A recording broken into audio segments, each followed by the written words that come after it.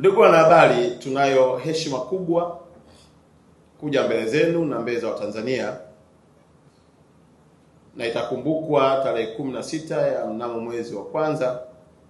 Daktari Samia Suluhu Hassan alituma ujumbe maalumu kwenda kwa rais wa CAF ndugu yetu Msepe, ikiwa ni sehemu ya kutambua mchango mkubwa ambao anatoa kwa mpira wetu wa miguu barani Afrika na kwa namna ambavyo amechagiza kuinua vipaji na kuleta amani katika bara letu la Afrika kwa vijana wetu kushiriki mashindano haya ya CAF. Ujumbe huo maalum yalikuwepo mambo mengi mahususi. Moja wapo kubwa ni Daktari Samia Suluhu Hassan, Rais wa Jamhuri ya Muungano wa Tanzania,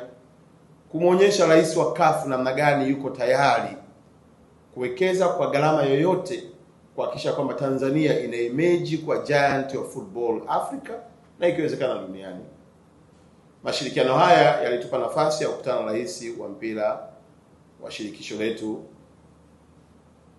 ndugu yetu Msepe, na aliopokea ujumbe wa Daktari Samia kwa uzito mkubwa. Miongoni mwa mambo ambayo tulijadiliana ni pamoja na kuomba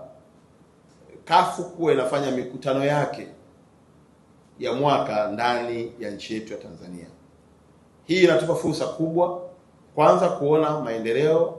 na uwekezaji mkubwa ambao Daktari Samia anaofanya, na hivi karibuni mtaona kwa takwimu ya hivi viwanja vinavyojengwa Arusha, Dodoma, hapa mabadiliko ya Dar es Salaam, hivi viwanja vya mazoezi takriban almost tunaongelea trilioni 1.276,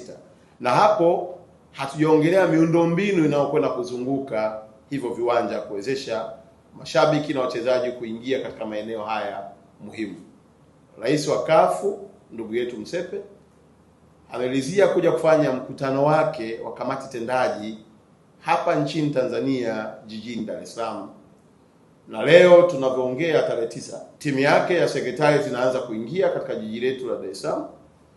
na tarehe 10, na mkutano wao huu utafanyika tarehe 13 hapa jijini Dar es Salaam katika ukumbi wa Hayati. Tumeona tuwape habari hizi njema kwa sababu ni fursa kubwa, lakini pia ni diplomasia iliyojengwa na Daktari Samia Suluhu Hassan na kuiwezesha Afrika kuiona Tanzania ni moja ya nchi salama na yenye mchango mkubwa katika sekta ya mpira wa miguu, na kufikia hatua ya kuamua kuja kufanya mkutano wa kamati tendaji katika mji wetu wa Dar es Salaam, ikiwa ni sehemu ya utendaji na upitiaji wa mambo yao na mipango yote ya michezo ya Afrika nzima kwa mwaka 2026. Habari hizi ni njema kwa sababu pia viongozi hawa watapata nafasi ya kupata taarifa ya maendeleo tulionayo na hatimaye kutoa kauli juu ya nini kitaendelea kufanyika ndani ya nchi yetu ya Tanzania.